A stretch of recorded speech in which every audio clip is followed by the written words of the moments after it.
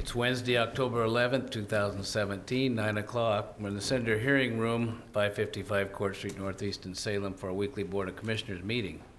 We start our meeting with the Pledge of Allegiance. Please join. I pledge allegiance to the flag of the United States of America and to the republic for which it stands, one nation, under God, indivisible, with liberty and justice for all. Thank you. I like hearing that enthusiasm behind us. Not to make a big statement, but I like it. So, we generally start with public comment. We always do. No one has signed up, but because we have some people that came that we'd like to meet, I'd like to ask Dr. Arthur Tolan and Lieutenant Trevin Upkus, I'll say that wrong, and Carrie Muller, apparently. Would you come up and let us meet you? Maybe you, yeah, thanks, Carrie.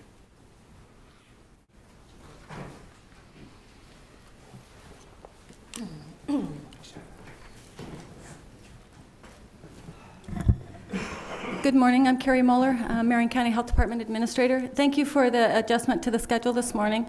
It's with my great enthusiasm that I bring for you today two volunteers for our Health Advisory Board, Dr. Arthur Toland and Lieutenant Upkus. They have graciously agreed to participate in our Health Advisory Board. What these two individuals will bring to the committee is that broader perspective with regard to how Marion County Health Department's services and direction is impacted by the community and their influence and perspective there. Dr. Tolan works for Oregon State Hospital as the Management Data Analyst Director, something like that. And Lieutenant Upkus is with Salem Police Department. So if you would like to give them a moment to talk about their interest in the committee. Please. Good morning. My name is Arthur Tolan. Unfortunately, my voice is not a good advertisement for a doctor, right? I'm losing it due to a virus. I currently am the Director of Hospital Systems Analysis and Management at Oregon State Hospital. I worked in different capacities as the Clinical Director at this facility as well and Director of Forensic and Legal Services since 1990. And then since 1996 to 2007, I was the Administrator for Mental Health and Addiction Services for the Department of Corrections for the state of Oregon. And I returned to the state hospital to help with the development of the new facility. I'm a trained physician. I'm working in public health since 1978. In different capacities. I provide international consultation. I provide free clinics around the world for the disenfranchised folks. I'm absolutely excited to be on this board and hopefully have a contribution to improve the health and public health of Oregonians living in Marion County, where I reside. Thank you. Thank you. Good morning. I'm Lieutenant Trevin Upkus with the Salem Police Department. My interest in being on the advisory board is that the units I supervise come in contact with quite a few of our disenfranchised within Marion County. And my teams have realized that a holistic approach to getting services to the people that we come in contact with is a best practice, and looking for ways to solve the issues that they have as opposed to incarceration at times is the best approach, and that being able to present what we find on the street to the advisory board can help guide what partnerships and network we can provide to the citizens of Marion County that we come in contact with. So I'm very excited to be on this, and I'm very happy that we're looking to the people that we serve on the street on a daily basis. Thank you. Questions or comment? Just a comment. First of all, thank you very much for your willingness to serve on the Health Advisory Board, and I'm excited, Carrie, for the opportunity we have to really expand the vision of the Health Department through people like this serving on that committee. And I just want to say that I've worked with these gentlemen. Dr. Tolan is connected with the Oregon State Hospital Advisory Board that I serve on, and so we've had a chance to see each other at those meetings. And then Lieutenant Upkus has been a faithful member of the Law Enforcement Assisted Diversion work group that Paige Clarkson is chairing, and we just got a grant for about $83,000 to get a navigator to work with those people on the street, and I think that this group will be able to help shape some of that service that we'll be able to add to the community as well. So thank you very much for being here. Thank you, Mr. Chair, and thank you for your service to our community in other ways as well as this. And I'll look forward to, Carrie has invited me to the November 7th meeting. Look forward to being there with you and listening and being educated myself and seeing how we can improve. So thank you very much for your service, and Carrie, thanks for inviting me to that committee. All right, thank you all, and thanks for coming in today. Nice to meet you both again. Thank you. All right, the next item is our consent calendar. Commissioner Cameron, I'm pretty sure it's you. Pardon me? Oh, Sean, so if you want to do the Oh, presentation you're right. first. You're right. Because then I This- might faint and not be able to do the consent calendar. Then we'll be set. Yeah. We do have a presentation. I'm here to help if you need me. So. We have our flu shot Only takes two of presentation. us to do Diana business. Dickey's going to be leading that. Commissioner Cameron did not wear a short sleeve shirt as I advised him. I want you to figure it from there. He will have to take his shirt off in public. Goodness. Won't even say it. That's not where the commissioner said I needed the shot. The chair said it was going somewhere else.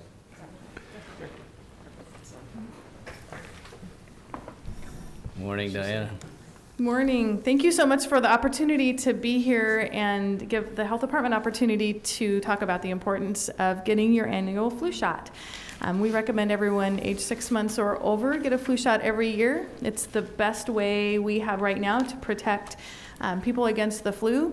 So we have 3 people who have graciously offered to get their flu shot on camera to be an example for the rest of the community.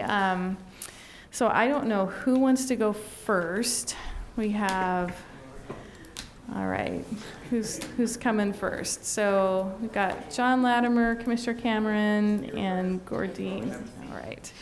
Diana, while they're getting ready, this is the best time to get the flu shot. And then one more, my father-in-law was supposed to get one today. They called and they had run out of vaccine. Is that a problem or anything you're hearing about? It is not a problem that I've heard of. It might just be that local provider. Okay. There's a lot of places to get a flu shot. If you can't get it at your own provider, most pharmacies carry them. You can always call the health department and make an appointment to get a shot. So they're all over the place. So that might just be that provider probably. All right, thank and you. yes, this is the best time of year to get one. Flu season peaks usually around the holidays, end of December, first part of January. So get it early and you'll be protected. Great.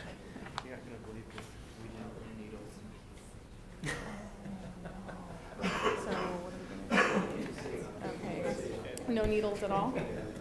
Okay, so apparently, we can come back and get you this afternoon if you'd like. We can definitely do that. I guess we just won't be able to do it on camera.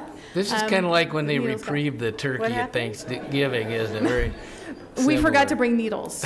We have the vaccine, but we don't have the needles. So, but we can absolutely come back and Well. do that when it's convenient for you. So, sorry. Mr. Chair, if I might, I get a flu shot every year and I never get the flu, so I think it's a good idea, particularly people of my age, to get a flu shot and the commissioner's age. So I would hope that everyone in the community would sign up to get a flu shot. It's really important. Thank you, and thank you for those that were willing to do that. Anything else you've got for us, Diana, then? I don't, other than we'll be filming a PSA, and John Latimer's going to be in that, and some people from the community and the health department, so watch for that, and it'll be all about the importance of getting the flu shot, so that's going to be on CCTV, and we'll probably put it out through our social media channels, so to let the community know. Great, thank you. Thank you. Oh, then I got to read the consent calendar because I didn't. Yeah. Let's, Well, Mr. Chair, I did have my flu shot scheduled last week, but I think there was an individual who couldn't make it today, so I volunteered to put it off for a week. Now, I got to put it off for a few more hours. I don't know what time are we going to get them, actually? Maybe they want to bring a portable camera in and watch somebody faint, John. Okay, on with our business. please. Okay, Mr. Chair, I'll move the consent calendar first under Business Services. Approve a recommendation to adjust pay grades upward for 7 classifications, number 004, tax clerk, number 041, tax clerk senior, number 044, tax office supervisor, tax collector, Number 074, Assessment Clerk. Number 075, Assessment Clerk Senior. Number 345, Scale Attendant. And number 607, County Council. Also under Business Services, approve a recommendation to uphold pay grade for classification code number 090, Business Systems and Analysts. Under the Health Department, approve amendment number 1 to the contract for services with Mid-Valley Behavioral Care Network for incoming funds of $115,262 for the Health Department to provide performance on 2016 Coordinated Care Organization metrics. Also under the Health Department, approve an order appointing Dr. Arthur Tolan and Lieutenant Trevor Upkus to the Marion County Health Advisory with terms ending December 31st, 2021. Under Juvenile, approve amendment number 2 to the intergovernmental agreement with the Oregon Department of Human Services to add $2.4 million for the Title IV-E service reimbursements through September 30th, 2019.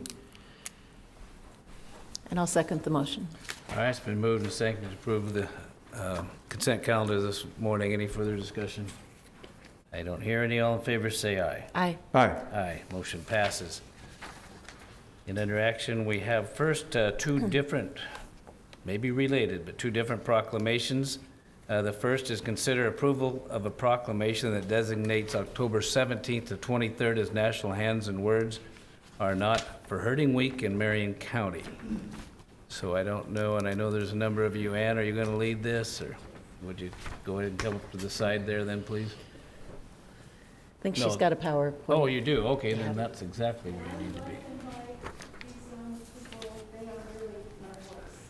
Today and every day. Did you want to pull chairs over?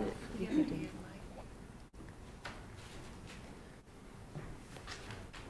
Do they need the hand mic? Share the microphone.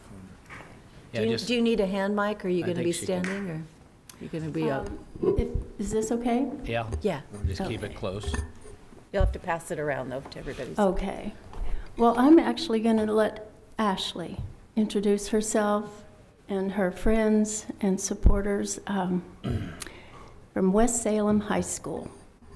And then I'll speak in a little bit.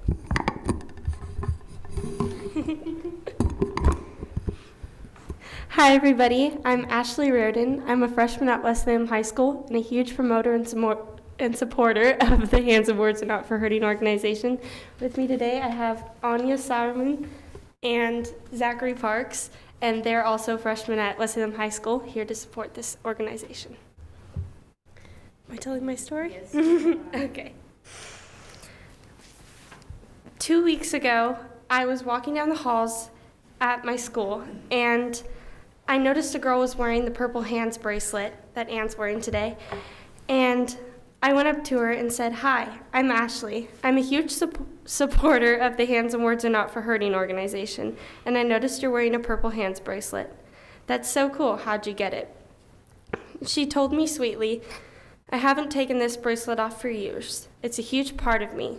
This organization saved my life and my mom's." I asked her what lunch she had so we could talk later, because I only had 2 minutes to class and I did not want a tardy slip for that. And we met up at lunch. This girl's a sophomore, so just a year older than me. When I met her at lunch, she continues to tell me her story. She says, "My parents fought 24/7 when I was growing up, and it impacted me in the most negative way possible. I was anorexic at 7 and depressed and suicidal by the time I was 8. My dad constantly beat my mom and was always drunk. In my first grade class, I had an extremely kind teacher, and she told us about the Hands and Words Are Not for Hurting organization. And so I took the Purple Hands Pledge that day in school. When I got home from school, my mom was on the ground, and my dad was kicking her and screaming. She was crying and yelling. I ran in my room and cried relentlessly. And after that, I decided I didn't want to be alive anymore. And seconds before I ran a blade across my wrist, I had heard my mom scream, and I had reached for the house phone in my room and called 911. Right before I dialed those 3 numbers, I remembered that I will not use my hands or my words for hurting myself or others. And I remembered that pledge I had done in school and how it wasn't okay or normal in any way for my mom to be hit by my dad, and that I am important, and that I am a good person, and my life is valued. My parents had gotten divorced a month later, and my mom lived because I called 911. I will forever owe this organization because without it, my mom or I wouldn't be alive today. I'm in complete tears by the time this girl is finished with her story, and I hug her and thank her for sharing her inspirational story with me. This is just one of the many people that have been impacted in the most amazing way by this organization.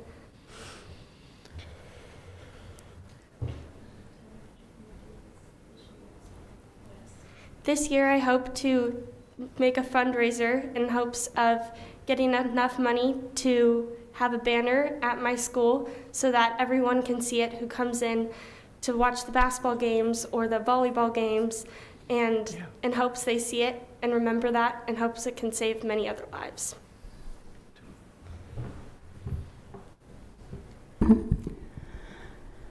Thank you, Ashley, and you two wonderful supporters that are joining her today.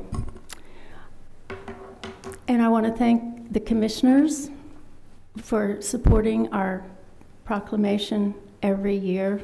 This is the 20th annual year celebrating the difference, the positive difference we're making. And I know you heard last year lives were saved. Suicide and murder is what this 14-word pledge is about, and all the things that lead up to those horrific, preventable with education lives.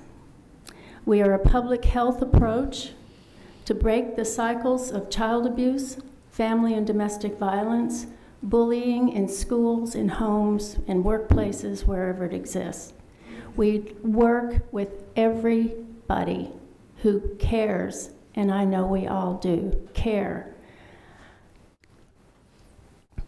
Community is unity. We work with everybody, and we would like to have this simple logo displayed everywhere people go. It's happening, but we need more and more visualization, more reminders. We want to thank the Salem-Keizer Public Schools for launching this program in 1997. Since then,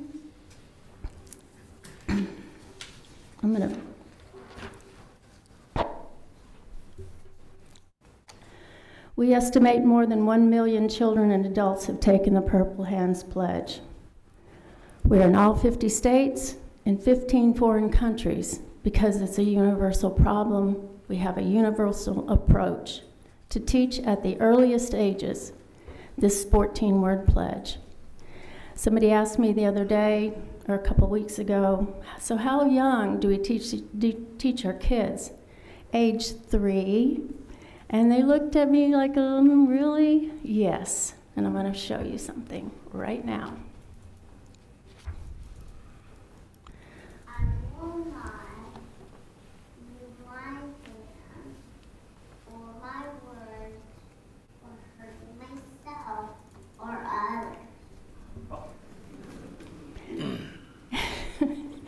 Now that is a little boy in California. A preschool director sent me that video. A parent took the video and sent it to the director. So it's intended to go from school to home to the community. So yeah, if you can learn Twinkle, Twinkle, Little Star, how I wonder what you are, you can learn those 14 words with repetition. And that's what this is all about. Ashley and these people right here learned this pledge when they were in elementary school, recited every day. And then as they move up to middle and high school, it's reinforced where we talk about suicide at that age level. We talk about healthy and unhealthy relationships and what the difference is. So they learn early on. They're valuable, irreplaceable human beings, and nobody has the right to be hurt or to hurt others, or to hurt yourself. Now I have, okay, the thing disappeared. I have so much trouble.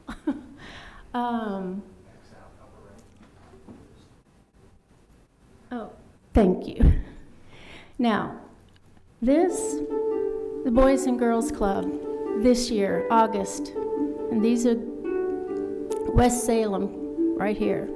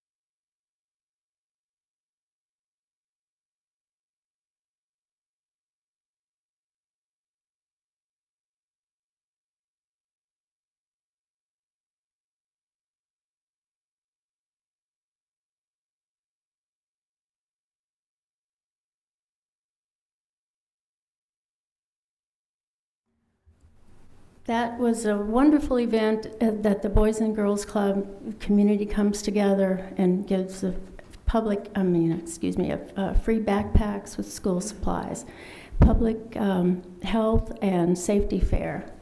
It's a wonderful event. And it tells me 2 mothers came through the line with their kids taking the pledge. And I asked, how many of you know the Purple Hands Pledge? And most of the kids do know it. 2 moms with their kids said, oh, I took this when I was in elementary school. We use this all the time, don't we, kids, at home? They go, yeah. It stuck. It sticks. It's simple. One more thing, and this is Klamath County Commissioners, and they've adopted for their whole county, hands and words are not for hurting, as their signature anti-violence slogan for the county. And our representative down there, Michael Keibel, this is 1 minute, but I think it's important for you to see.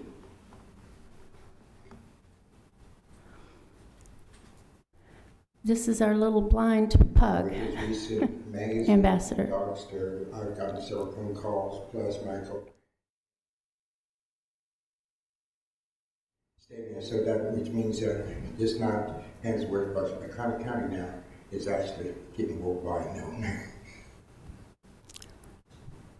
I just want to applaud you for your work, because what I think maybe people don't perhaps realize is how important a simple and consistent message is. Advertisers know it. You know, they are very good at keeping their messages short and more than anything memorable.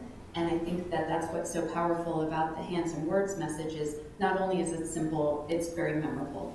So you've chosen an excellent strategy for conveying a really important message through our community that I think everybody now recognizes. So thank you for the work you do on this important issue.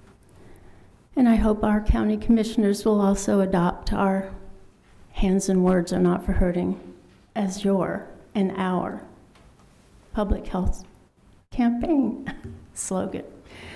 And one other special guest today is Mayor Mike Swain, who was instrumental in helping in a very public way begin at the beginning, 1997. Mayor Swain, thank you.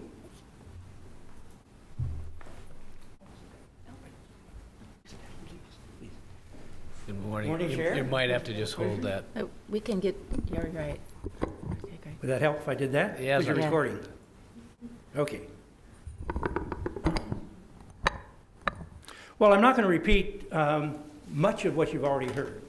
I'm here because not only is this the 20th anniversary of this program, but to underscore the importance of having it be communicated throughout our entire school community and throughout our community in each and every home. You know, during the course of our lives, we do good things for other people, and that helps them, and that's appreciated, and that's what makes us civilized. But there are few things that actually make a difference in a person's life, and even as life-saving, as actually indicated in her case, a life-saving process through a program that is so simple, 14 words. So how does it work? You know, I was so pleased to hear us recite the Pledge of Allegiance this morning. Why do we do that? It's to instill a sense of confidence and pride in our country and its values. In the instances in which schools have been successful in other places, they have added that pledge right behind the Pledge of Allegiance. 14 words, that's all it is. To pledge themselves to not engage in bullying, to pledge themselves not to use violence as a problem-solving methodology. And it has been very effective. There's statistics out of Walnut School in Nebraska, I think it is, that they've kept statistics to show the declination of violent incidents in their school district. But that's the point. Well, you got to do it not just once a year. You got to do it every day. You got to do it at least 5 days a week. We ought not to be doing it just in some schools, some classrooms throughout the district. We need to do it in every classroom, in every school throughout the district. Every day, 5 days a week. It doesn't take long, but it creates a mindset that could be life-saving. So I hope, and in conclusion, I hope that what we'll be able to do here is not just celebrate. Salem is a place where Ann and Bob created the Hands and Words Are Not for Hurting project, but we make Salem really stand out as a community that has stood up and said that hands and words are not for hurting, and each and every family is aware of that and practices that throughout the course of their day. Thank you very much. Thank you. And we have one special guest star. Guest star.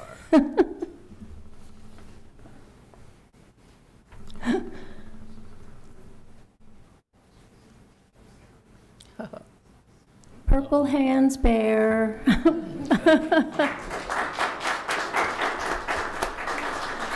This young man is volunteered 2 years in a row to wear this thing that is really hot at the Boys and Girls Club that you saw on the slideshow. And Kyler is from North Salem High School. Okay. Welcome. And I just want to, I was standing in line at a national conference in Washington, D.C., and I heard a wonderful woman speak, and I stood in a long line to thank her for her inspirational speech. And the man in front of me asked her, "How many children do you have?" And her answer, "How many children are there?" That's my answer too. Thank you. Thank you. Are you going to lead us in the pledge here? Yes. Okay. So would everybody please stand? And if you would choose somebody to lock eyes with, stand and face one another, because this is what it's all about. It's pledging to one another. So turn and face someone. All right. Raise your right hand. And repeat after me. I will not use my hands or my words for hurting myself or others. Thank you. Thank you. Thank you. You wouldn't look me in the eye, Sam. Right, exactly. He says I wouldn't look him square in the eye. I There's think we other need to reasons. post this on Facebook is what before every comment section. All right, thank you all. Now we have a proclamation. Perhaps we can have a motion. Sure, Mr. Chair, I would move that the board approve a proclamation designating October 17th through 23rd, 2017 as National Hands and Words Are Not for Hurting Week in Marion County. I'll second the motion. All right, it's been moved and seconded to approve a proclamation as National Hands and Words Are Not for Hurting Week in Marion County. Further discussion?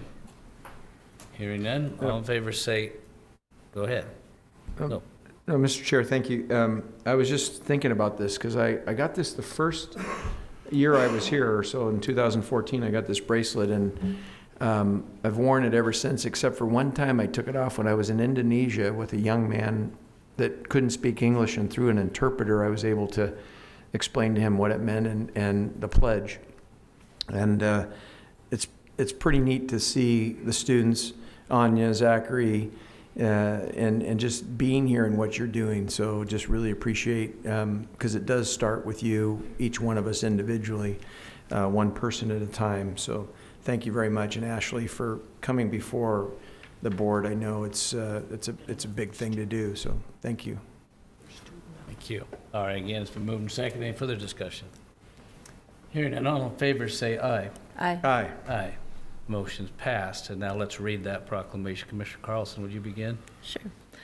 In the matter of proclaiming October 15th through 21st, 2017 to be National Hands and Words Are Not for Hurting Week, a proclamation. Whereas a community without abuse and violence is a dream we all share, and whereas any form of mistreatment of another is abuse, and all people have the moral and legal right to live free of abuse and violence, and whereas each of us must come to understand that it is within our own personal power to choose not to use violence and abuse others to resolve conflict, and whereas we recognize that respect for others, ourselves and others, is key to developing healthy relationships at every age and in all circumstances. And whereas the principle of nonviolent resolution of conflict must be taught to our children and practiced within each of our families, and whereas verbal and emotional abuse can be just as damaging as physical violence to a person's self-worth, creating scars that are carried for the rest of his or her life, and whereas verbal abuse such as name-calling, insulting, and belittling frequently escalates into simple force like pushing, grabbing, and slapping, and the worst scenario is the escalation to rage, serious violence, and even murder.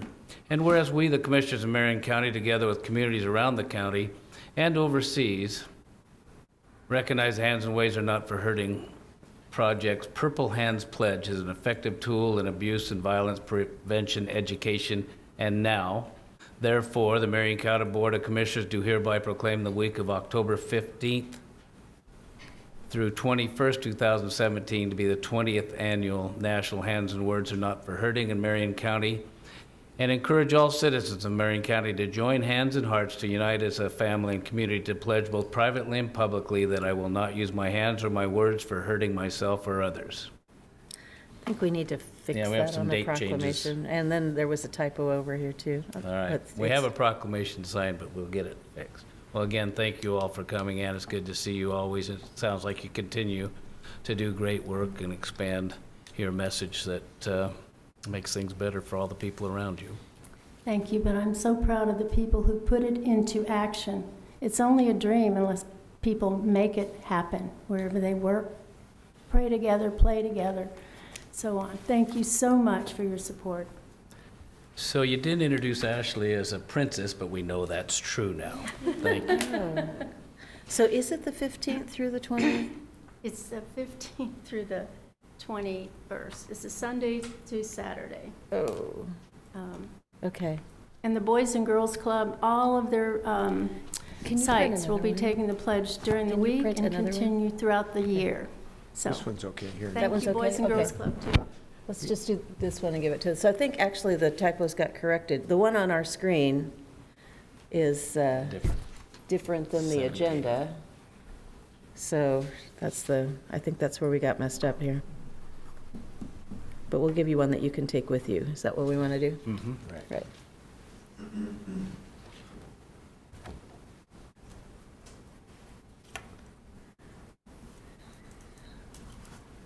All right. I know you have a busy agenda. Could I have pictures with these Oh, wonderful. special people here? And there's another young man that came from South Salem High School, Lucas.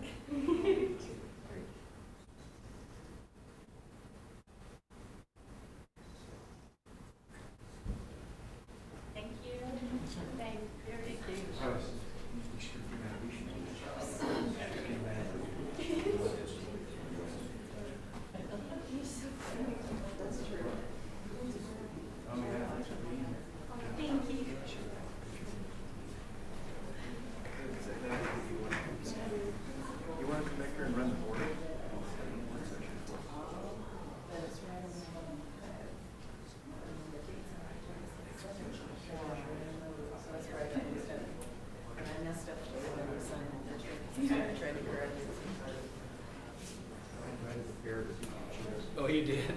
to run the board session. Thank you. Be a little more efficient. All right, thank you all. Good stuff. So, we have another proclamation. This one is, we consider approval of a proclamation that designates the month of October as Domestic Violence Awareness Month in Marion County. I saw her, Kim Larson.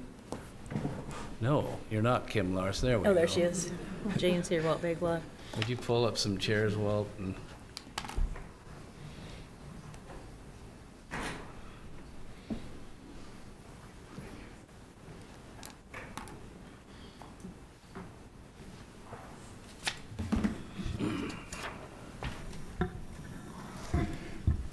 Mr. Chair, members of the board, pleasure to be here. I'm Walt Begla.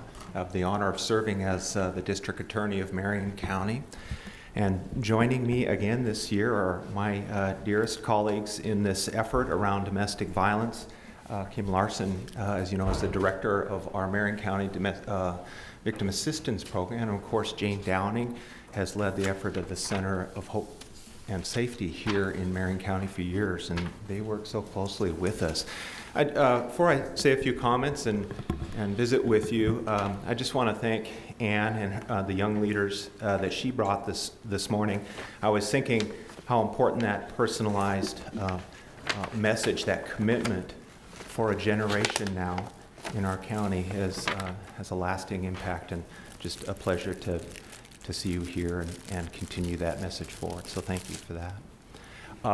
When it comes to domestic violence, it's a difficult conversation for us to have, but I want to tell you, we've been here for years talking with you about domestic violence and how it continues to be pervasive in every aspect of our community. So much so that we have an entire team of deputy district attorneys dedicated solely to manage over 1,000 cases of violence every year. And these cases range from pushing and shoving all the way to murder of entire families, which occurred this year in Marion County. And so I want to express my gratitude to you as a board as you continue to have our back in all aspects of our battle against violence in our community. Not only with the way we manage the resources that we dedicated, but to the message we send to our community that this is not going to be tolerated. It's not something that we don't talk about and ignore. Bringing that message forward, and you guys have been fantastic in that effort. This year I wanted to highlight a few. I could talk about our program, but I want to highlight some people who are doing some great things in this effort because they work with us, they work for us. And the first one is the team I just mentioned has 5-6 lawyers on it and a manager, and we have a new manager, a trial team supervisor, Amy Queen. She's not here today, but she has stepped into that role as managing that team, and you're quite familiar with Amy. She's been involved in many different aspects of the county, so I'm excited for her, and she's going to be bringing forward her new vision for that team. She's taken the role of Jean Kunkel, who retired, and I want to thank Jean for years being managing the domestic violence team. She's done an amazing job with that as well. Another name I'll just throw out there, we just had our annual domestic violence run walk out at the Department of Police Standards and Training.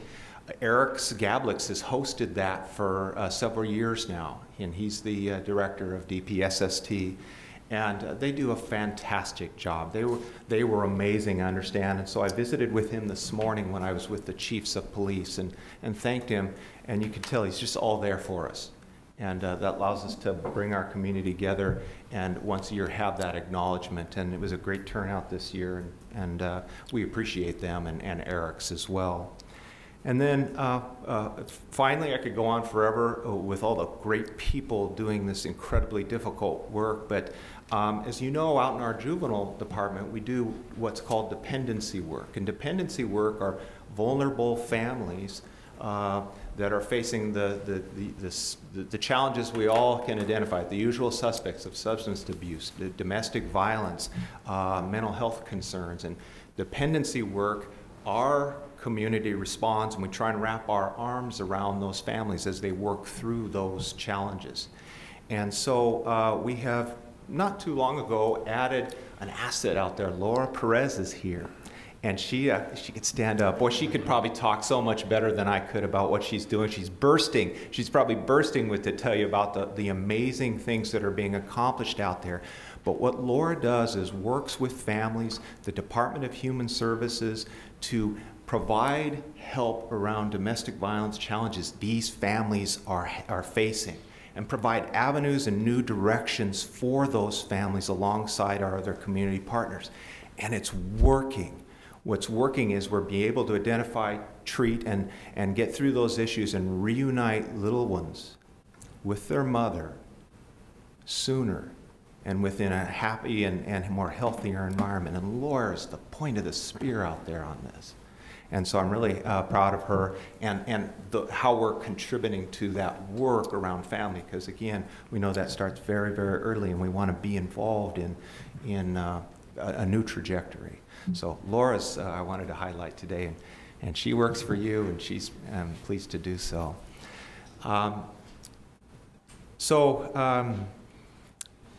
Let me, again, the backbone of our response for generations, again, has been the Center for Hope and Safety, and Jane has led that effort. And again, we're going to go out and see some other communities this month. We start here and go out, and I think we're going to go to Kaiser and Woodburn this year to visit a little bit with them and keep the message alive. But I'm just so honored to have Jane here with us in part of this effort, and I'll turn it over to her. Thank you, Walt. I really appreciate that. Good morning, Commissioners. It's a pleasure to be here with you and to be with Kim and Walt as we go around and draw awareness to this really important issue. So the Center for Hope and Safety has been doing this work for 44 years. I've only been doing it 25 of those 44. So just a new kid on the block doing this work. But I want to highlight, I know you all are so familiar with the work that we do, and you've all come over to our advocacy office and seen what we do, and I encourage community members to do that if they haven't done so so far. But I want to give you some highlights of some things that have happened just in this last year. So as you know, we opened a new advocacy office at 605 Center Street 3 years ago last month. And the first year, we doubled the number of people walking through our doors from our old location. And in our second year, we doubled again. So we know that location has made such a difference for people finding us, being able to come and see us, get the resources and help that they need. And last year, we had more than 22,000 contacts to our program. And that's all kinds, walking in, calling on the 24-hour crisis line, Facebooking us, emailing us. There's just we try to really build no wrong door for being able to come and get services from us. The other big thing that happened in this last year is that we closed down our old shelter. We had housed 15,887 children and adults in that shelter in the 39 years that it operated in Marion County. And, it was just a small house. If you saw the news release on it, it's pretty amazing when you think about the number of lives that were transformed in that just regular house that most people that drove by every day didn't know it had been operating as a shelter. And so this year we opened up a new shelter. And what we did was we closed down the one and opened up the other one just in one afternoon. We moved families out and started in providing services, and we have been up and running and busy ever since we opened the new shelter. It's in a much better location. It's all accessible. And before we were on 3 floors, and so every night I worried about stairs and children falling downstairs. So it's really nice not to worry about that any longer. But we are providing the same quality services that we've been providing, and so intensive case management in addition to providing for all of their basic needs that they have while they're with us. thanks to Justice Reinvestment dollars, we have a children's advocate that is working one-on-one with every child, and typically 1/2 of our shelter residents every year are children. So those, they are getting safety planning and being able to talk through any issues that they may have in a really trauma-informed setting, and that's been really wonderful. We have a huge playroom, a big play yard for the children. One of the things that we're going to be working on in the next year is actually putting some kennels on site. So one of the barriers we know for many families is that they don't want to leave because of their pets having to stay behind with an abusive person. And so we are actually going to put kennels on site so that that just removes one more barrier for them to be able to come. And we have a veterinary office that's going to work with us and help us taking care of the animals on site. And we're going to be building that over the next year. So we're always looking at different things and ways in which we can serve the community better. And we appreciate the support that we've received from the commissioners and the community to be able to do what we do.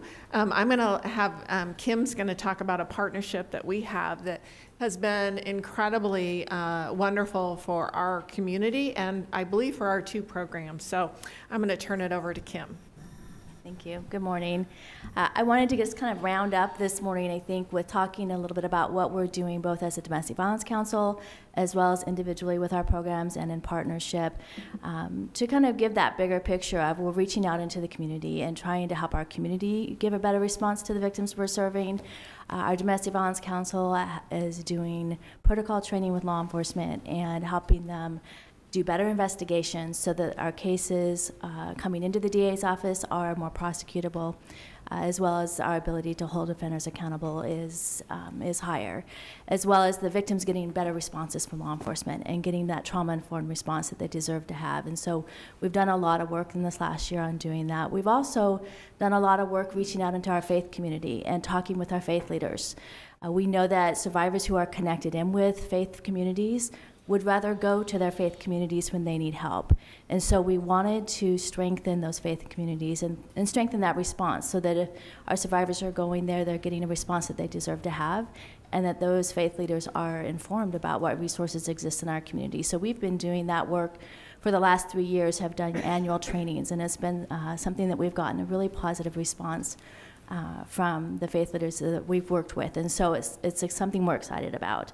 The other piece that we've been able to accomplish in this last year is working with our courts and allowing us to offer to victims who are seeking restraining orders the ability to appear by video when their hearings are contested. So it removes the requirement that they have to be in the same room with the offender when they're having that hearing with the judge. And so that offers another measure of safety. And we work closely with Jane's folks to make sure that we have advocates that are there with people appearing by video so they have that extra support. The other piece that Jane was talking about was we have that great opportunity to share an advocate that focuses on protective orders. And so every single day when we have protective order hearings, there's always an advocate that's there with people. They do safety planning with them and offer them to connect with resources. And so we work really closely. She comes to our office and helps us when we have people lined up seeking help to fill out paperwork for restraining orders. And so it's been a really, really exciting partnership, and it's helped kind of both of our programs expand our services. Walt talked a little bit about the work that Laura's doing on dependency cases and trying to shore up the supports that we have for victims whose children are in the care of DHS and trying to reestablish those safe and stable homes so they can have their children returned to them. And so those are some of the really exciting things that we have going in our community to help provide better resources for the victims that we're serving. All right. Let me start. Please. Well, thank you. This, again, is a very compelling topic, and the proclamation is really important. We've done that every year. Less than 12 hours ago, Jane and Kim and I were in the same room upstairs for our monthly meeting of the Public Safety Coordinating Council. We had the opportunity, I think it was it last year or the year before, to go to the Alliance for Hope International Conference. Walt went on that. It might have been 2 years ago. after we went to that conference, we actually came back and we also had an assessment that was done of the services that we provide for domestic violence, and a lot of different recommendations. I think the video conferencing was one of them that came out of that, and then also the idea of having the advocate and having more advocacy with restraining orders was another recommendation that came out of that report. So we've been working together with the Public Safety Coordinating Council, and then our Jane and Kim and also Allison Kelly were there last night. She's from Liberty House to describe what's happened in the last 6 months. So it's a really important topic. One of the things I think that has come out of the Justice Reinvestment Program, which you mentioned, Jane, those dollars that help fund, I think two advocates in your organization, 3 advocates, is that 10% of those dollars are required to go to victims' services. And last biennium, we were able to actually carve out some additional dollars. This biennium, we were short, but we applied for the supplemental grant, and there are additional dollars in the supplemental grant for victim services. You're probably aware of that. So that means that we were able to sustain the services that we funded last biennium, and we'll get a slight bump up of dollars to add to that, which is really exciting.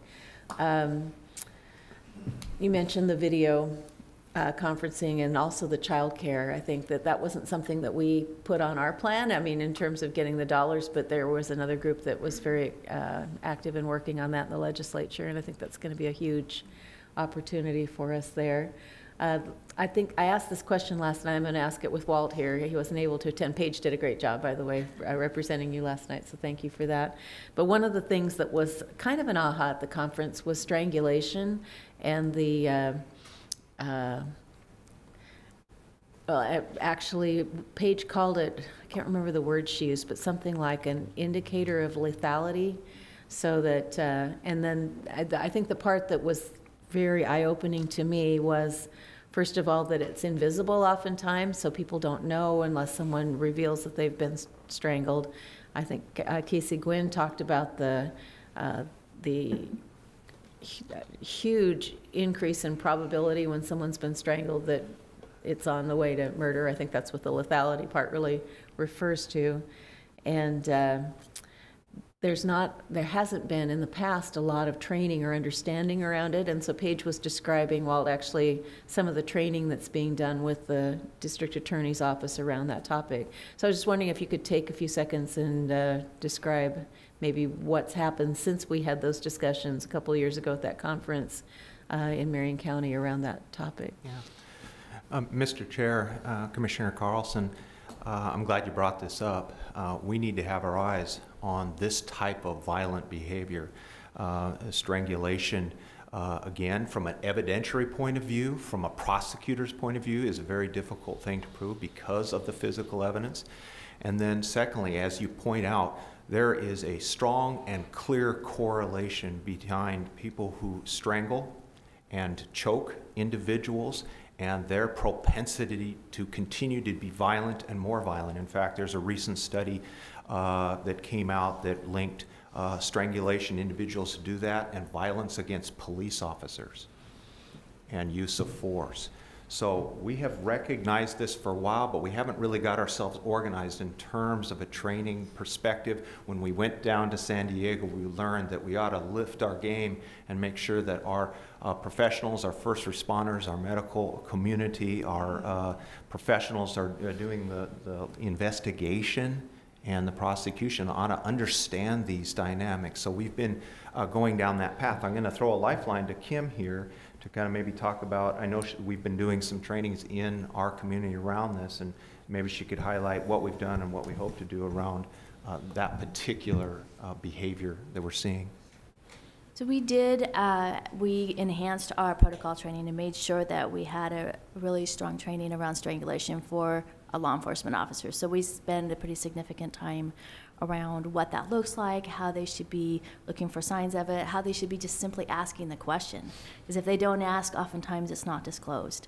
And so we've done a lot of training around that. I know our prosecutors have also attended a lot of training around strangulation and are well trained on that because it's a difficult thing to prove in court too, because those injuries often aren't visible. And so that's something that we're continuing to do. Thank you for that. And I think the other part that that played into this issue and kind of the surrounding issues with domestic violence was the perception, or breaking through the perception that the person who stays, and it's not always female, it could be a male, but oftentimes it's female, why don't they just walk away? Why don't they just leave? And so, you know, when they get encountered by professionals, not in the Center for Hope and Safety, but in other realms, they might be discounted, I guess, in terms of the reality of the harm that they're facing. So I was wondering, Jane, if you could maybe speak briefly to what barriers, other than leaving their pets behind, what barriers people face in terms of leaving a situation. And I think I've heard you say, too, that the most dangerous time for the person is when they actually decide that they're going to leave and make that step. Yeah. And all the research shows, thank you, Commissioner, all the research shows that when we look at the individuals who have been murdered due to domestic violence in Oregon and around the nation, the vast majority of them were either in the process of getting out from that relationship or had actually been out. One of them that was murdered here in Oregon had been away from her abuser for a year.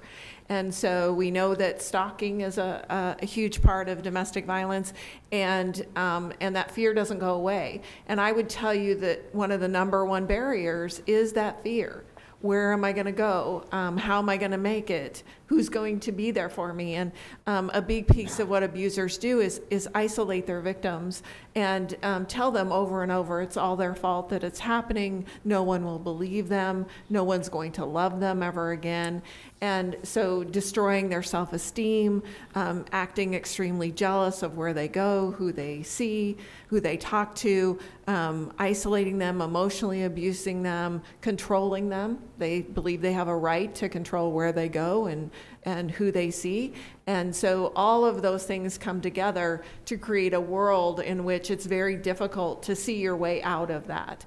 And so fear is a very big thing, and that safety planning becomes so important.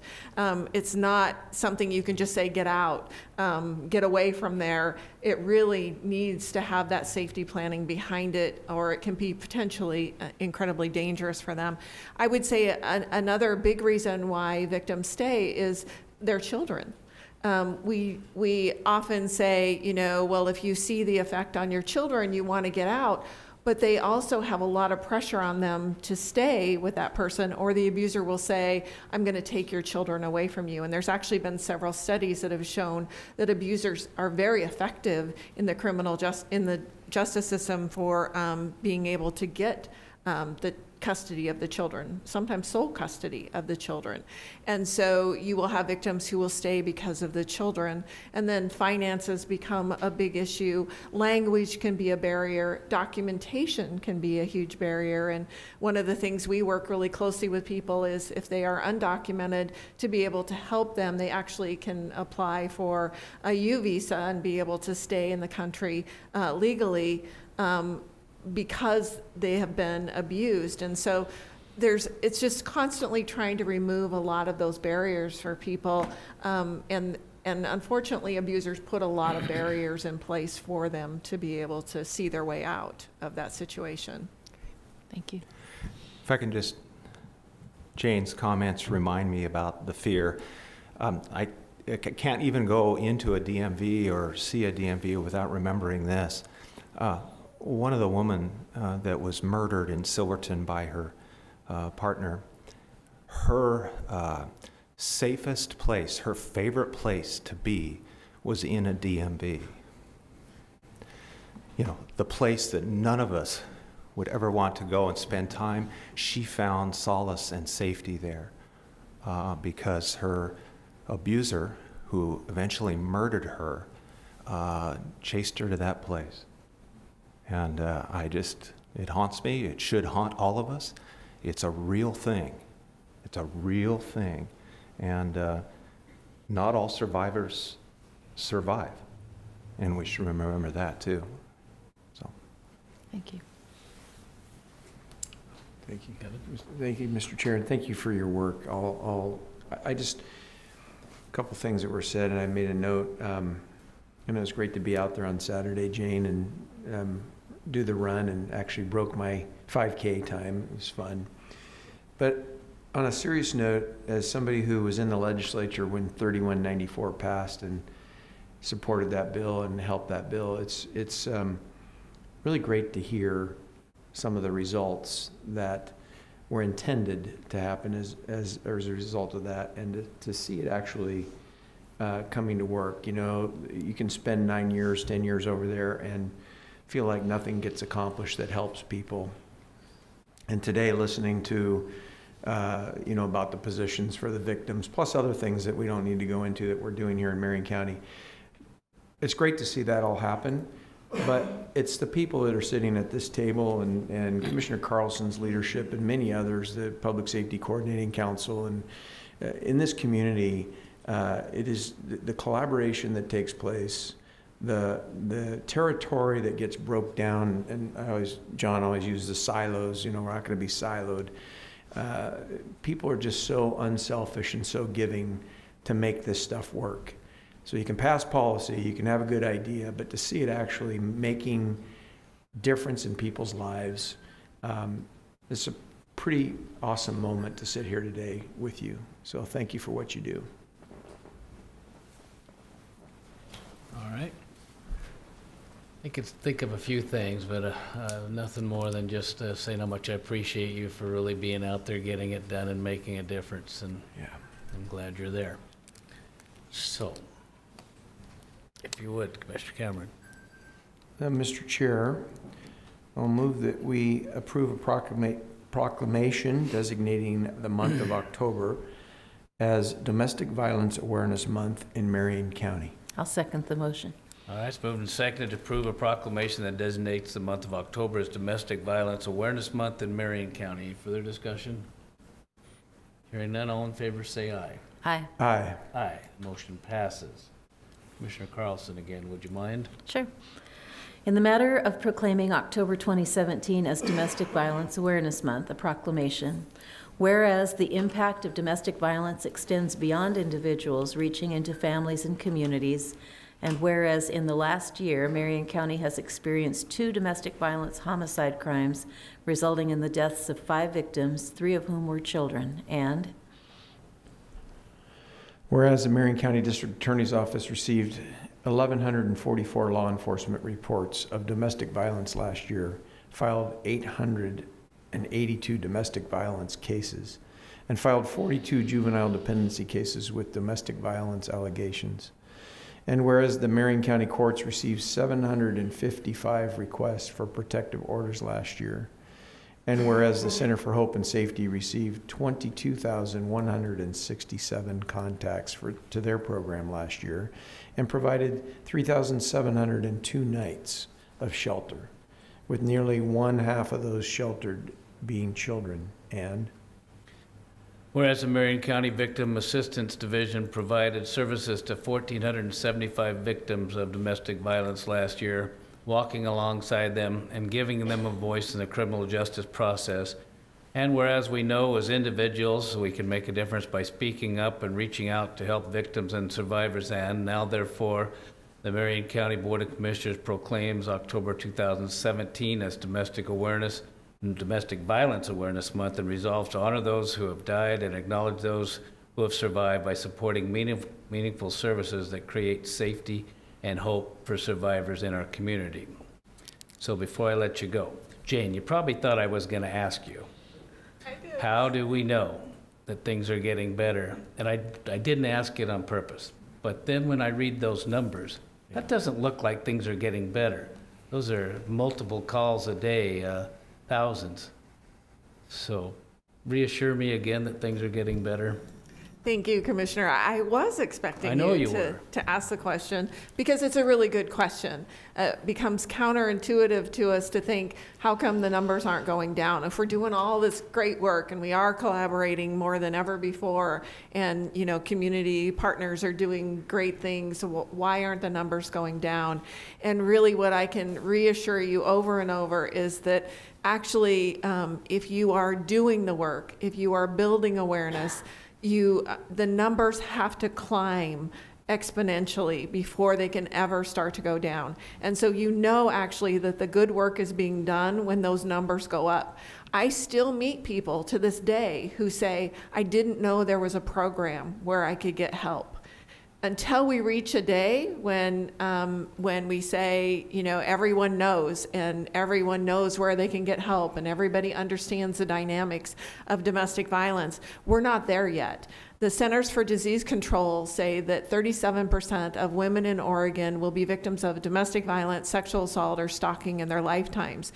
We aren't reaching 37%. Even with 22,000 contacts, we're not reaching them. The criminal justice system isn't able to help all of those victims. And so until we reach that day, you need to see that the numbers are going up. That actually is a sign that it's working and that awareness is building and that people are talking about it. And so I do want to assure you, we had some tragic things happen. We've had some murders, but think about, the police chief always says to me, think about the calls to 911 if your 24-hour crisis line wasn't there. Think about the people that wouldn't have a safe place to go if the shelter wasn't there.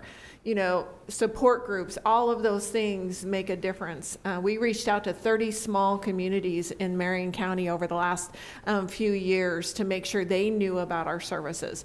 But every time we go to one of those small communities, that may be one person that hears about that, gets help, goes to the police department or the district attorney's office, gets that protection order or whatever it is, and lives are saved every single year because of the work we're doing. We all work every day to put ourselves out of a job. But until that day, isn't it wonderful that we have so many community members and programs that are saying, we're here to help you when you're ready. When you reach out, we're going to be there. So thank you for asking the question to be able to talk about that. And I hope that over time that becomes, something that becomes a banner for you to say, that does show that we're doing the work and that the right things are happening in our community. Great, thank you. Anything else? Then again, thank you all. Thank you. So, we'll move on to business services. We consider recommendations of Marion County health insurance programs, health insurance plans for plan year 2018. Justine Flora, if you don't feel like you have to stay, but you're certainly welcome. So, Justine. Good morning, Commissioners. And so I'm here this morning to talk to you again about the annual renewals for our health insurance benefit program that we offer here through Marion County to Marion County employees. The Marion County currently offers both medical and dental coverage to employees and their families. We have two separate programs. One works with the MCLEA bargaining unit and the other with everybody else. That includes all of the non-MCLEA bargaining units and the unrepresented employees. Through the non-MCLEA program, through Regents, we offer a preferred provider organization or PPO plan, as well as a high deductible health plan, and a Kaiser HMO program as well. For the MCLEA program, we offer a very similar PPO plan through Regents, as well as a HMO program through Kaiser. For both groups, we do offer PPO dental plans through MODA, and also HMO structured dental plans through Kaiser. Each year, we have a committee that meets, the Health Insurance Study Committee, and that consists of representatives from the non-MCLEA bargaining units as well as unrepresented members. That committee works very diligently every year to review all of the health plan renewals that are offered through the carriers, You may recall last year we looked at a change in carrier, and we went with the Regions program. They also look at ways to address coverage and possible health plan changes. Last year we did make a few changes, and this year we weren't looking at quite as many changes. The carriers typically bring forward some what we would call mandated changes, and those are usually in the realm of contract rewording and clarifying coverages and stuff like that. So when the committee is looking at changes, those are changes that would be optional in addition to that. So this year, the committee looked at the Regents high deductible health care program. There's one change that is a regulatory change with the IRS, in that the IRS is requiring that we increase the deductible if we still want to consider that a high deductible health plan. So there is a recommended change from the Health Insurance Committee that we increase that deductible from $1,300 individual to $2,600 for family to $1,350 individual and $2,700 for family coverages. And again, that is an IRS regulation if we want to continue to qualify as a high deductible plan under that. The program, or the committee, did not recommend any changes to the Regents PPO plan. No changes in addition to the mandated ones that are just some wording changes. And also with both programs, there's a change to the vision benefit being operated through Vision Service Plan, but no actual changes in benefit structure with that. The dental plan, both Kaiser and Delta Dental, there were no, or Moda Dental, there were no recommended changes to either of those plans. In addition to those programs for the non-MCLEA group, since we do have a high deductible plan, we also offer through KeyBank a health savings arrangement, and that helps folks save money on a pre-tax basis to offset any out-of-pocket costs associated with that high deductible. And currently, the Marion County does contribute $625 individual and $1,300 family annually to anyone who participates in that program.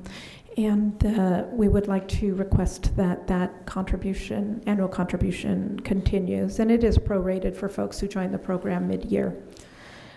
In addition, the non-MCLEA group also got together. They're forming another group similar to the Health Insurance Study Committee. They haven't come up with a name yet, so that's to be determined. But that group did get a chance to renew the renewal offers for both the Regents program, medical, and the Moda Dental, as well as the Kaiser medical and dental plans. And there were no recommended changes other than, of course, the vision outsource change that Regents is implementing this coming year. And those were the recommendations from both the HISC and non-HISC groups this year. Okay, thank you, Justine.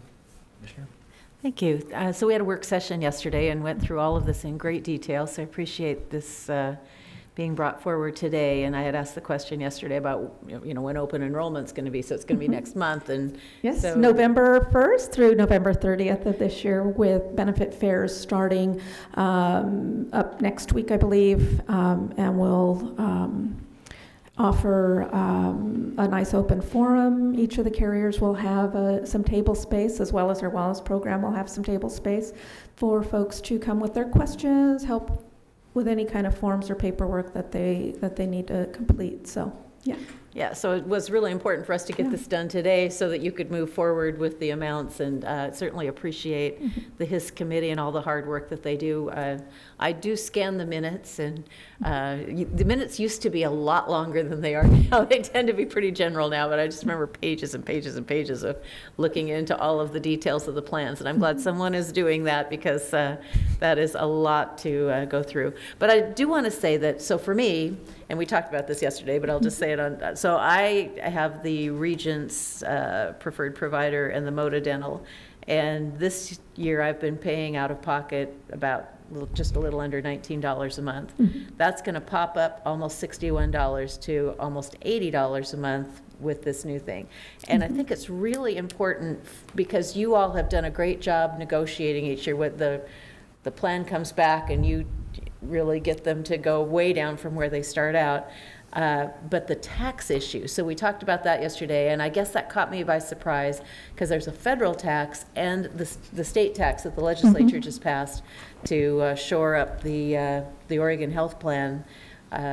So that's, I think that was about $22 of it and about $50 odd. So if you looked at my particular situation and you pulled the taxes out, which I think were around $77 or something like that. Yeah, it was about 3% of the increase was attributed yeah, what I'm to saying taxes. is I actually would be paying less than I paid out of pocket last year, given what you negotiated, but the tax has bumped it significantly up. And I think it's important for the employees to really understand that. And in our spreadsheet here, you've pulled the taxes, you've combined the taxes, and they're invisible. But I would hope that when the information goes out to the employees, they'll actually be able to see the portion that's the tax. I would. Yes, we do have, we simplified it for this packet, but we do have the breakdowns that you saw yesterday that actually include, break out those taxes and show what portion of those increases are attributed to taxes that are passed through the provider or through the carriers to the employers on these fully funded programs.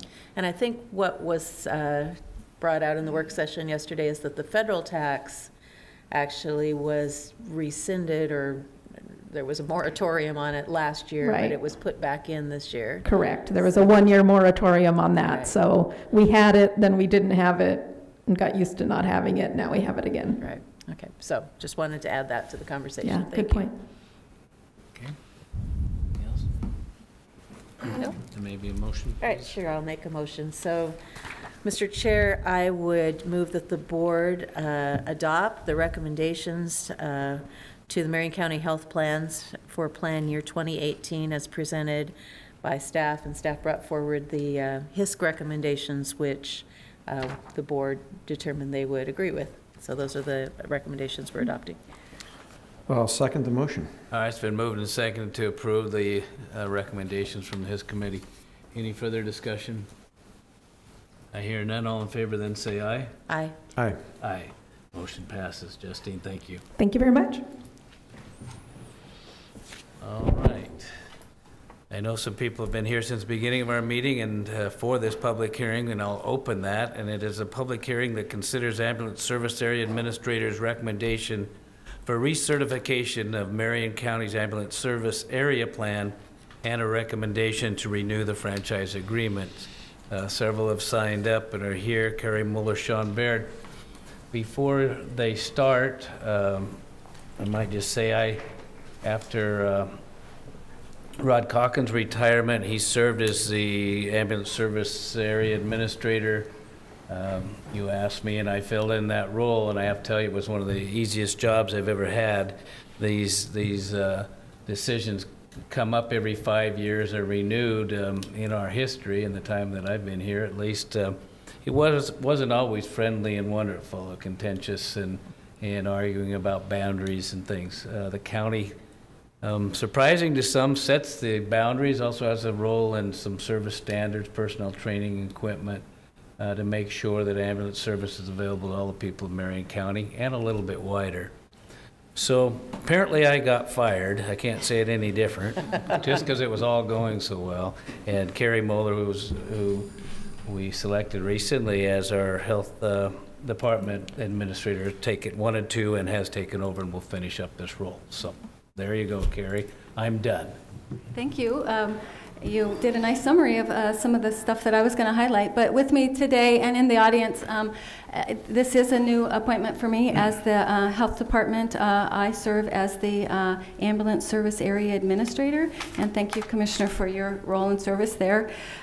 With me this morning, I have Sean Baird, who's the Woodburn Ambulance Service and our chair of the ASA, and I apologize for the acronyms, but it's Ambulance Service Area Committee Chair, Sherry Benzma. Did I get that right? Perfect. Alliance Ambulance and Mark Bjordland, Marion County Fire District. There are 10 ASAs, ambulance service areas, that you'll hear today. But I first just wanted to appreciate today's conversation and the importance of health and safety here, our role in Marion County and the role that we play. And it seems fitting today that we're also talking about ambulance service and the other really critical and important conversations we've been having today.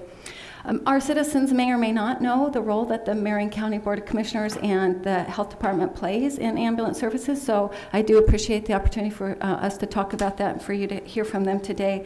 I will say the quality and the responsiveness and the coordination of this group in my early tenure is really amazing, and I do appreciate that you'll get to hear some more about that today. It's also interesting that the geography and the demographics of the area that these fine, dedicated people serve is pretty impressive. So besides the lowland and the hills, we've got a really diverse terrain in the mountainous areas of Marion County, and they serve approximately 1,200 square miles of service. And Commissioner Brentano, you alluded to some contiguous county areas that they're also serving. It's not my area of expertise, and these people will help you understand that. Today, you're here to hear from us about our ambulance service area plan. Sean's going to talk a little bit more about that, as well as our franchise agreements, which is the contracts for services. The authority for this work is granted by the ORS, our Oregon Revised Statute that regulates the ambulance services and their boundaries. We've also got Oregon Administrative Rule that gives some guidance to the service plan, and then Marion County has adopted its own ordinance code 5.20 and some with regards to this work. So I'd really like to turn this over to the group. Great. Thank you, Carrie. Commissioners, this is, I can't remember how many times now that we've come before you for these renewal processes, but I thought I might just highlight a little bit about the work the committee does leading up to today. Carrie did a good job talking about the how the structure of the rules work and the ordinance that cover us. The committee does the nuts and bolts of putting this plan together, and the plan is typically on about a 5-year cycle for renewal. So the work starts maybe 2 years ahead of that. We go through a process first to look at the boundaries of the existing ASAs. Have there been any changes to access or other issues that might warrant a shift in that, and then we re-describe what those lines look like.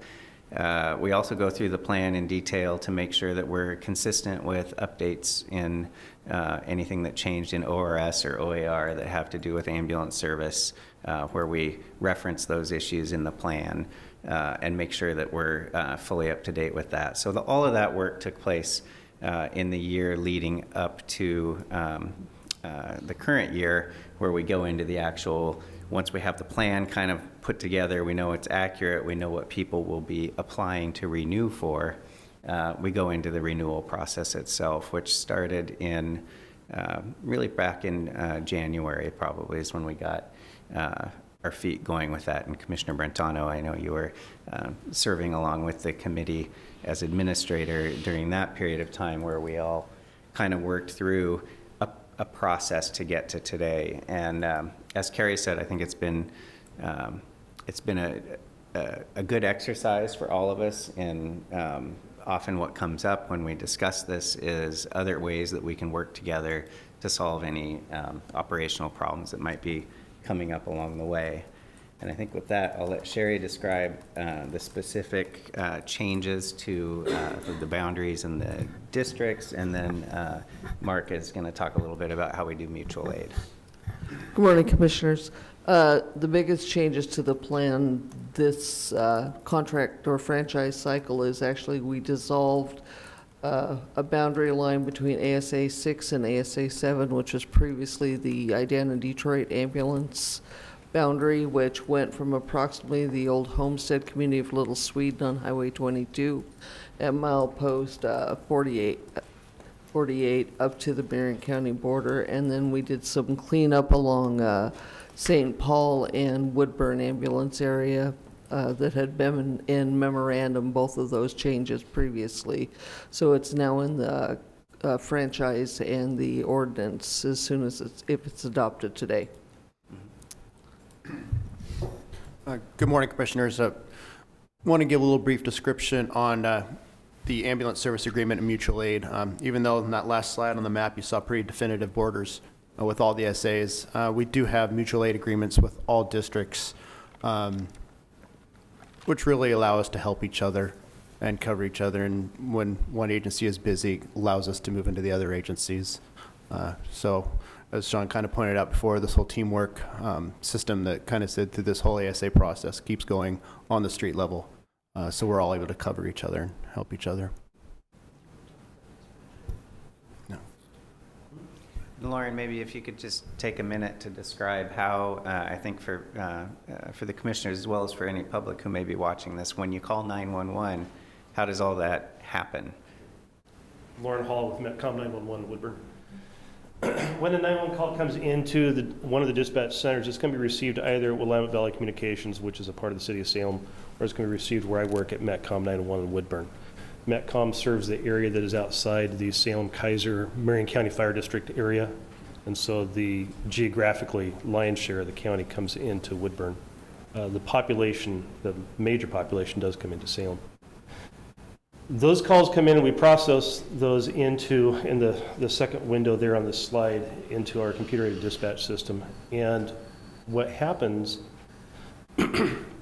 is that these contracts and these agreements that are coming before you today basically are turned into a lot of data. And that's one of my primary responsibilities there, is to do that geographic data. And that allows the dispatcher to have it automated for them who is supposed to be sent on any given call. The CAD will then take a look at the data that's entered based off of these agreements and make decisions based on predetermined, pre-planned arrangements, and make a recommendation to the dispatcher. In some cases, we are in a position where resources are not where we always want them to be due to prior calls.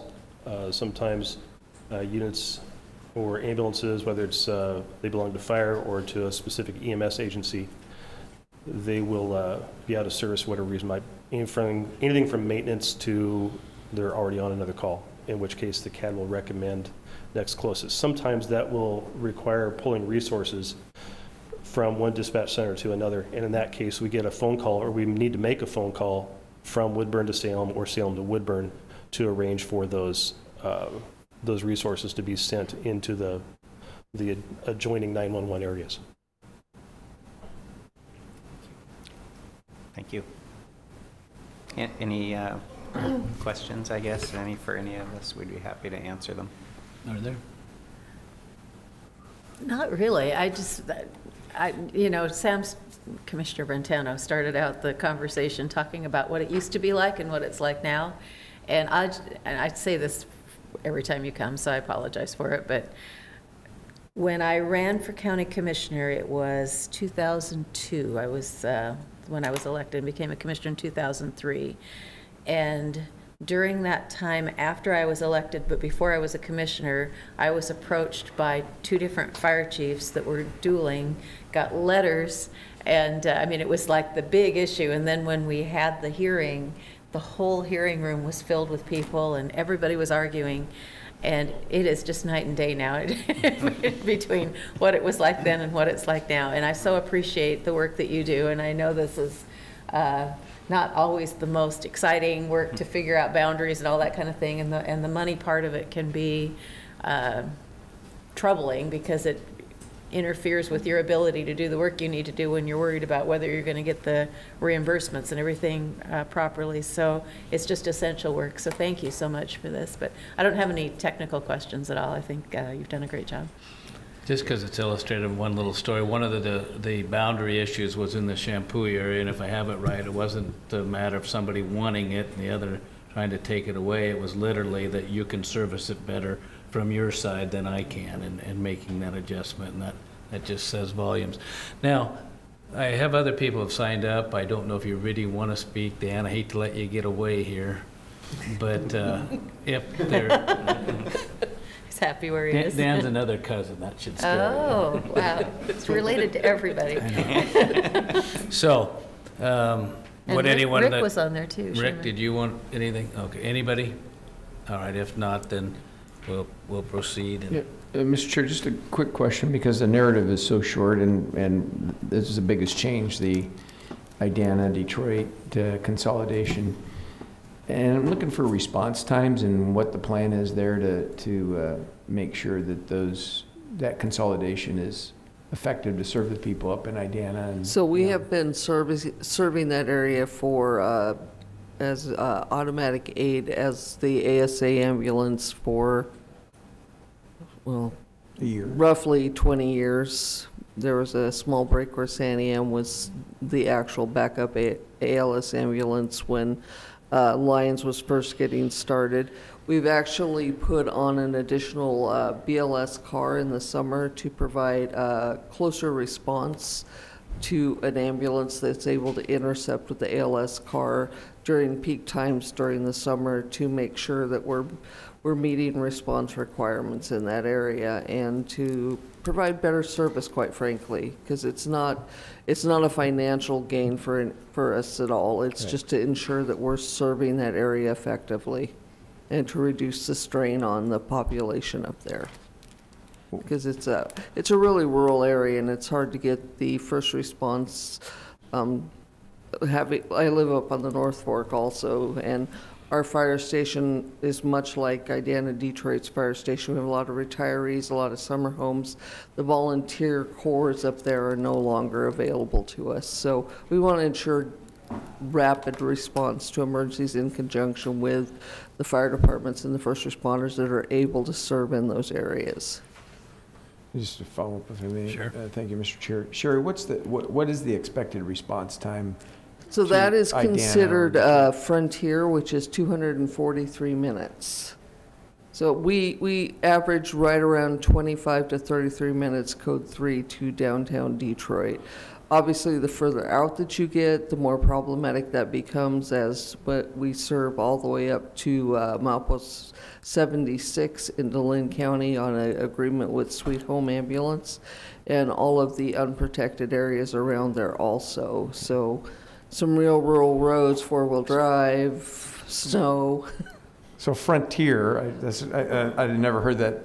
So Frontier is considered way out, and the expectation is 243 minutes. Wilderness is considered way out. That's the one beyond Frontier. What's that expectation? Tomorrow at noon. I'm not sure there's Maybe we'll get there. Maybe we'll get there after we pack you out. Yeah. But 43 minutes. it's 2 hours and 60. But if you heard, they're or beating it's that by a whole 4. bunch at 23 minutes or 24 minutes. It's a big improvement. The expectation's 243. I never heard And sometimes we have to hike in to access patients because there is no road access. And as the county's required to cover the entire county, there's a lot of areas in the eastern half of the county and actually up off the Abaquah that there is no road access into. So that requires a backpack and a lot of Gatorade. And a lot of help from our public safety partners, the sheriff and search and rescue, who we work effectively. We started an outreach program with the sheriff's office this year, getting some epi and some immediate life-saving stuff out into the rurals because search and rescue and the patrol officers are out a lot further than we are. We just had a good presentation from search and rescue. Was that 2 weeks ago? Mm-hmm. Sergeant Burnham was in.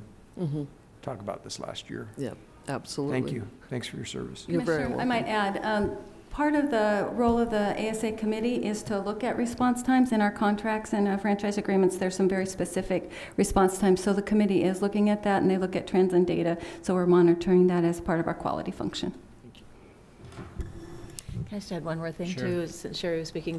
Sherry also has been very helpful in our lead law enforcement assisted diversion work groups. I want to thank you for that. And you probably heard earlier, and you were at the meeting where we talked about that we thought we were going to get the grant, and we actually got official notice that we got the grant. So that's going to be both out on the Lancaster, Marion County side, and then also downtown Salem. But I know that we're looking at, if we're successful, hopefully we can expand the reach of that into Lieutenant other areas. Upkees is coming to the ASA meeting in January, or That's one of great. the representatives, to do a presentation about leads and about the Mobile Response Crisis Team.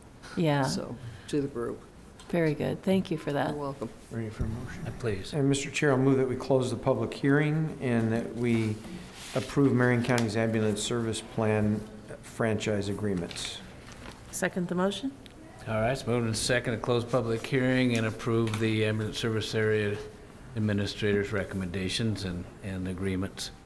Any further discussion? I hear none, so all in favor say aye. Aye. Aye. Aye. Motion passes. Again, thank you for all your work. Thanks for working together and doing good things for our county and the surrounding area. All right, that's the last item on our agenda this morning, other than to read the places we'll be together in the coming week.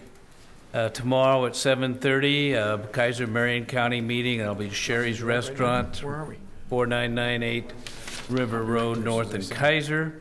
Monday, 8:30 till 9, calendar review, Silverton Conference Room, 5th floor, 555 Court Street Northeast in Salem. That's followed immediately at 9 o'clock by management update, also in the Silverton Conference Room.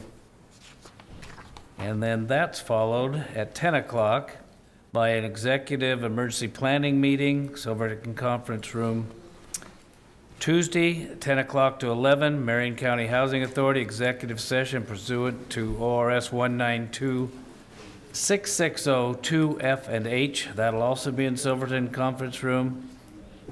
Next Wednesday at 9 o'clock, a regular board session here in the Senator Hearing Room. And at 11:30 to 1 o'clock, Catholic Community Services Annual Luncheon, Salem Convention Center, 200 Commercial Street, Southeast in Salem. All right, anything else to bring up this morning? Let's see.